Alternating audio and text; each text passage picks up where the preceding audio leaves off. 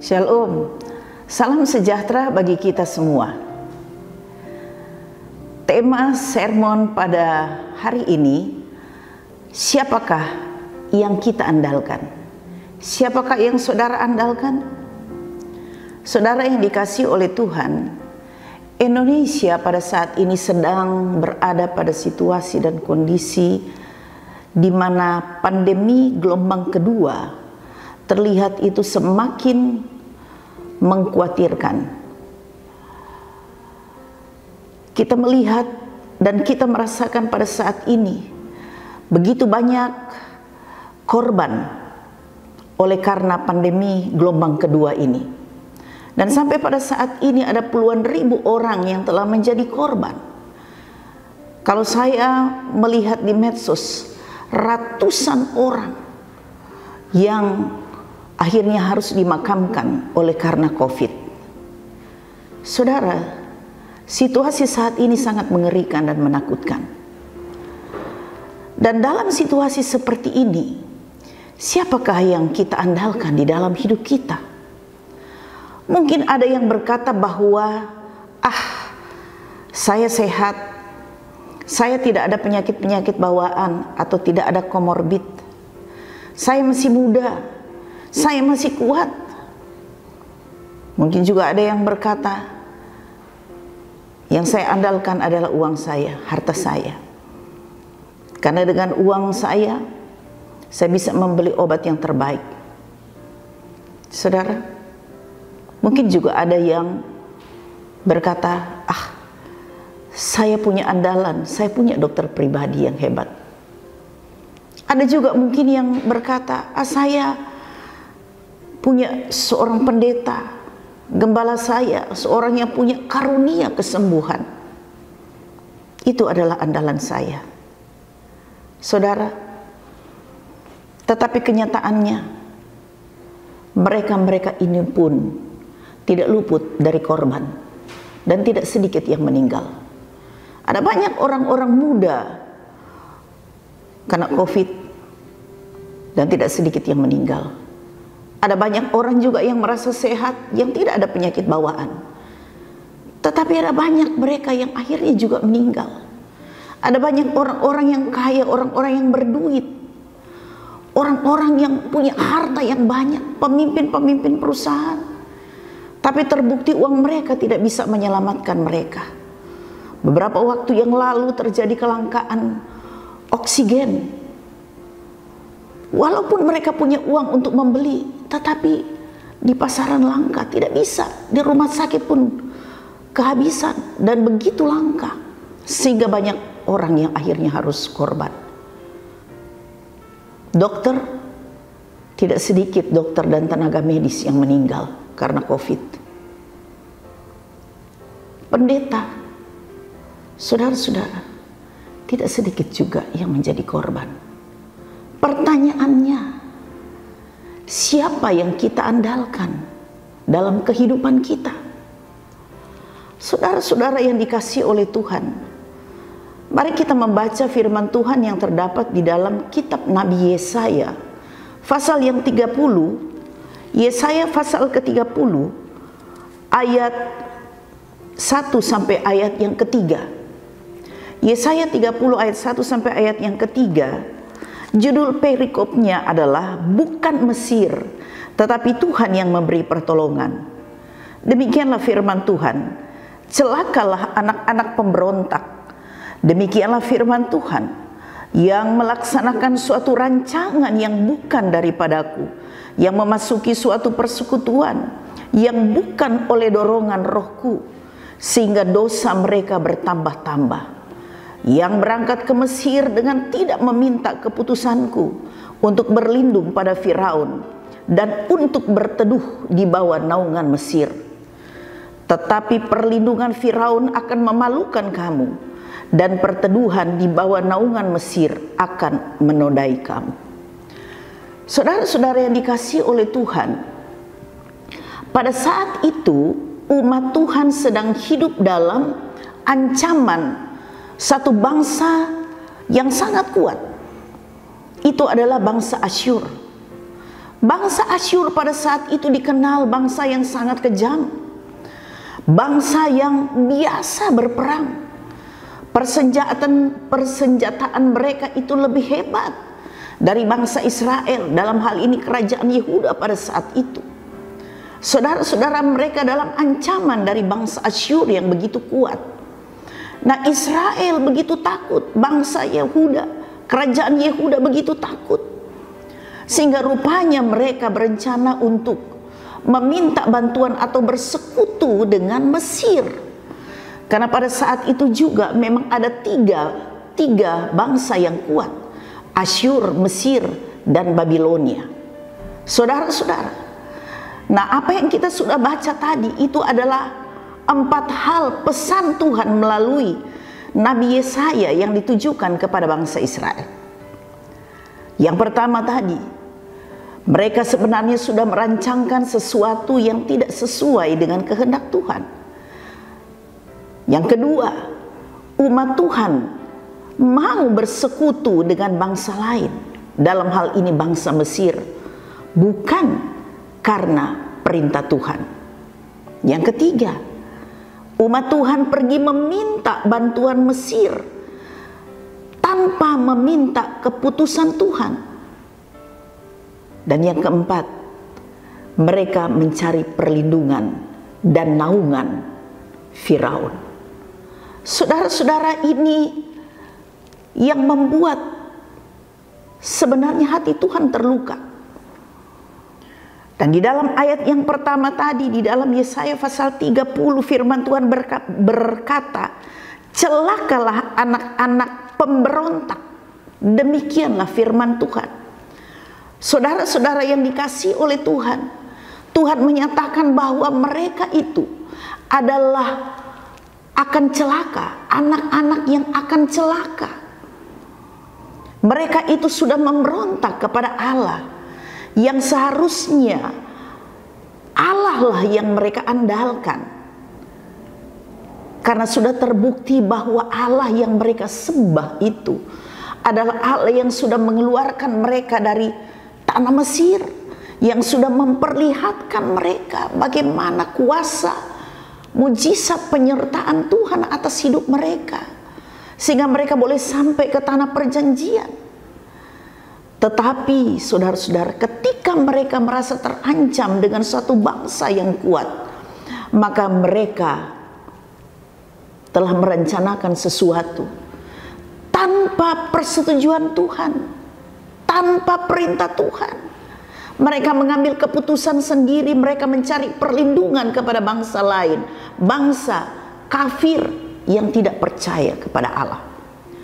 Saudara-saudara yang dikasihi oleh Tuhan Yesus Kristus, di dalam Yeremia pasal 17 ayat yang kelima, Yeremia pasal 17 ayat yang kelima, firman Tuhan juga menyatakan kepada umat Israel, beginilah firman Tuhan, terkutuklah orang yang mengandalkan manusia, yang mengandalkan kekuatannya sendiri, dan yang hatinya menjauh daripada Tuhan.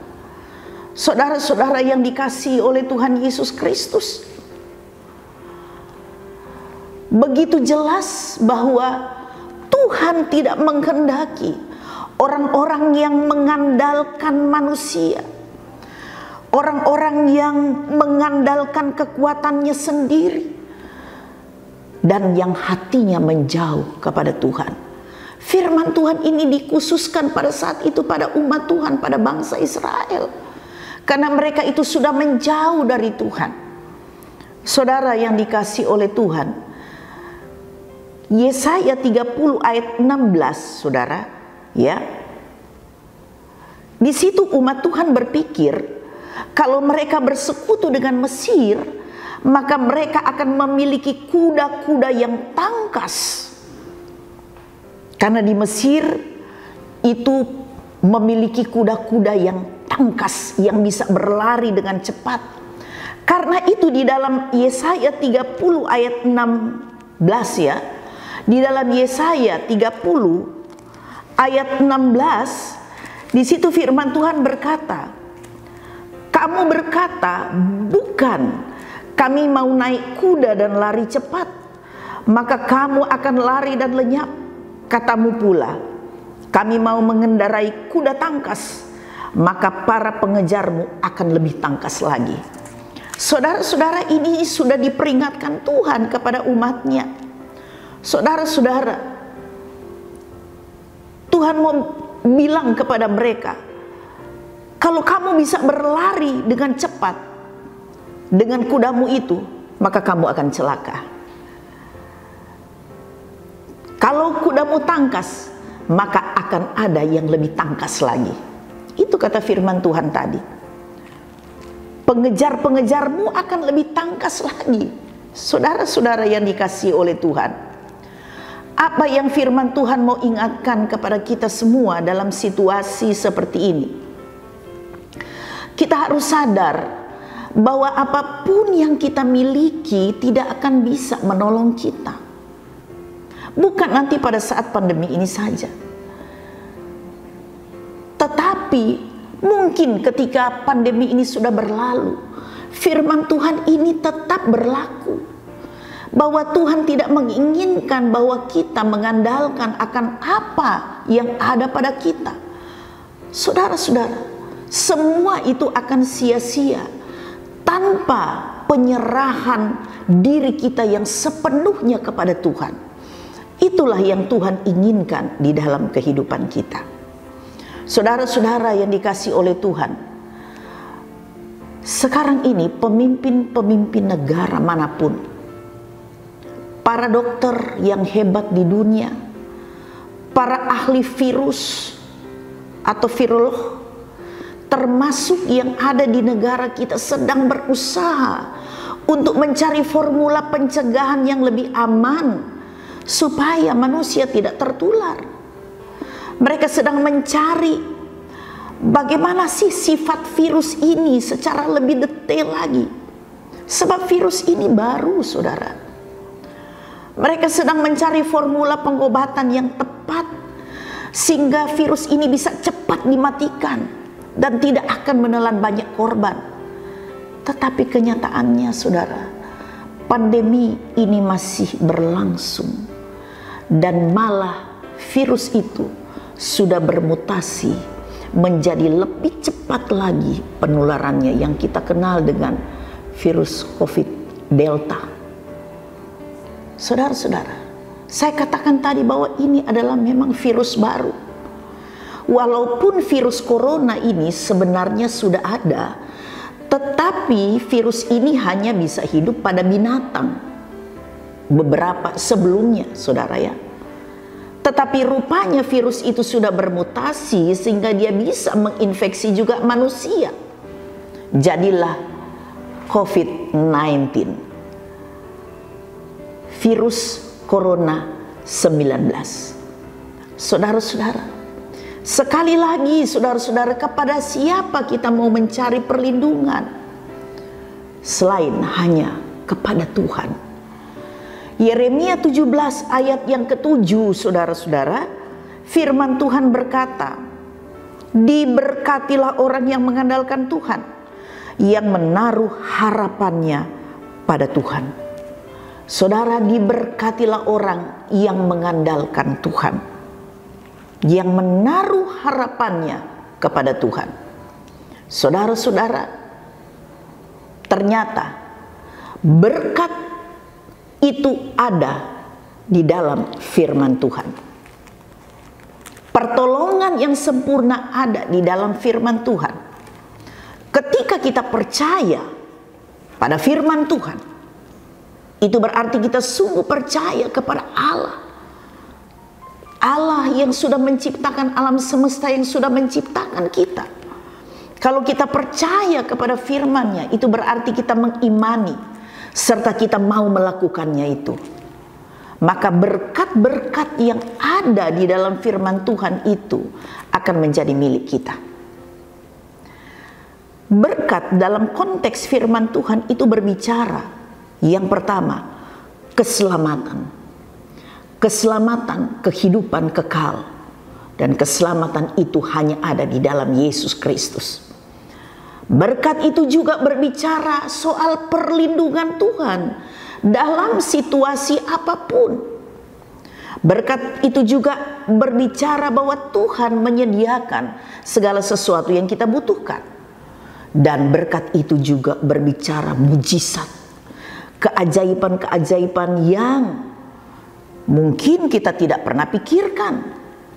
Tapi Tuhan bisa mengaruniakan itu. Bukankah firman Tuhan berkata, apa yang tidak pernah dilihat oleh mata, apa yang tidak pernah didengar oleh telinga, apa yang tidak pernah timbul dari dalam hati, itu juga akan diberikan kepada bagi orang yang mengasihi Tuhan. Saudara-saudara yang dikasihi oleh Tuhan, karena itu kesimpulannya saudara-saudara, hal yang pertama, sekali lagi firman Tuhan mengingatkan kepada kita semua, termasuk kepada saya, kepada siapapun juga, andalkanlah Tuhan. Jangan andalkan apapun yang ada pada kita. Kita boleh berusaha, kita boleh bekerja dengan keras, bisa sekolah, tetapi ingat, di atas semua yang kita miliki, Tuhanlah yang harus menjadi andalan kita. Tuhanlah yang harus kita utamakan di dalam segala sesuatu. Jangan jadikan apa yang kita miliki itu sebagai berhala. Karena ingat, Tuhan itu adalah cemburuan. Karena kalau kita sudah jadikan apa yang kita miliki, andalan kita adalah di luar Tuhan, maka itu berarti kita sudah menjadikan segala sesuatu itu adalah berhala, dan kita pasti akan melupakan Tuhan. Kita akan menomorduakan Tuhan. Dan yang terakhir, yang kedua, taruhlah harapanmu sepenuhnya kepada Tuhan. Firman Tuhan berkata bahwa pengharapan kepada Tuhan tidak mengecewakan. Roma 5 ayat 5. Tuhan Yesus memberkati kita semua. Amin. Mari kita berdoa. Bapa yang ada dalam surga, Bapa yang kami kenal dalam Tuhan kami Yesus Kristus, kami sungguh bersyukur Tuhan bahwa Tuhan sudah menyampaikan sesuatu bagi kami saat ini. Sungguh kami menyadari ketidakmampuan dan ketidakberdayaan kami. Kami menyadari Tuhan tidak ada yang dapat kami banggakan dalam hidup kami. Segala sesuatu itu datangnya dari Tuhan. Engkaulah tempat perlindungan kami, Engkaulah tempat naungan kami, Engkau gunung batu kami, kota benteng kami. Segala sesuatu yang Engkau lakukan adalah sempurna adanya. Pada saat-saat situasi dan kondisi seperti yang kami alami secara manusia, Tuhan, sungguh-sungguh kami takut dan khawatir, tetapi bersyukur kepada Engkau Tuhan, karena kami sudah mengenal siapa Tuhan dan Allah kami. Engkau adalah Allah kami yang sesungguhnya, Allah yang kami kenal dalam Yesus Kristus Tuhan kami, yang tidak pernah meninggalkan kami. Tuhan, terima kasih. Biarlah semua kami yang mendengar boleh sungguh-sungguh mempercayai sepenuhnya kepada Tuhan. Sekalipun Tuhan situasinya sangat menakutkan dan mengkhawatirkan secara manusia, tetapi kami selalu punya pengharapan, dan pengharapan kepada Engkau tidak pernah mengecewakan. Tuhan, terima kasih. Biarlah iman kami akan terus semakin kuat. Kami mengandalkan Tuhan di atas segala-galanya, karena kami sungguh menyadari Tuhan, di luar Tuhan kami tidak bisa berbuat apa-apa. Terima kasih Bapa di surga buat firman-Mu. Engkau memberkati setiap telinga yang mendengarnya. Biarlah semua kami semakin dikuatkan untuk dapat kami mempercayai sepenuhnya kepada Engkau. Dan Tuhan, kami boleh melakukan setiap firman-Mu di dalam kehidupan kami. Kami boleh melihat bagaimana Allah turut bekerja di dalam segala sesuatu untuk mendatangkan kebaikan bagi setiap orang yang mengasihi Engkau. Kami bersatu hati, kami berdoa untuk bangsa negara kami Tuhan. Tuhan, Engkau tahu keadaan saat-saat ini. Kami hanya mengandalkan Tuhan, dan kami berseru mohon pertolongan Tuhan. Karena kami percaya hanya Tuhan saja yang sanggup meredakan pandemi yang sedang terjadi ini. Tuhan, Engkau tolong pemerintah kami baik di pusat maupun di daerah untuk bisa mengambil langkah-langkah yang tepat untuk bisa mengatasi pandemi yang masih berlangsung. Dan kami percaya Tuhan, doa-doa kami tidak pernah sia-sia.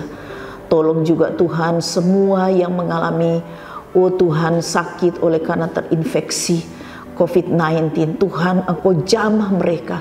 Kami mohon tangan-Mu yang maha kuasa dan tangan-Mu yang maha kasih, Engkau jamah mereka di dalam nama Yesus. Mungkin juga ada saudara-saudara kami yang sakit oleh penyakit yang lain. Tuhan, jamah di dalam nama Yesus. Tuhan, Engkau tolong kami, kuatkan kami, biar tetap ada sukacita dan damai sejahtera Allah menguasai hidup kami. Karena kami punya pengharapan di dalam Engkau. Tuhan, terima kasih, berkati kota kami, kota Palu, daerah Sulawesi Tengah. Biar juga Tuhan, COVID-19 yang juga melanda kota kami dan daerah kami ini bisa segera teratasi oleh karena pertolongan Tuhan. Terima kasih banyak Bapa di surga. Terpujilah Tuhan Yesus Allah kami kekal selama-lamanya. Dalam nama Yesus kami sudah berdoa, kami mengucap syukur, kami yakin Tuhan sudah mendengar doa kami. Haleluya. Amin.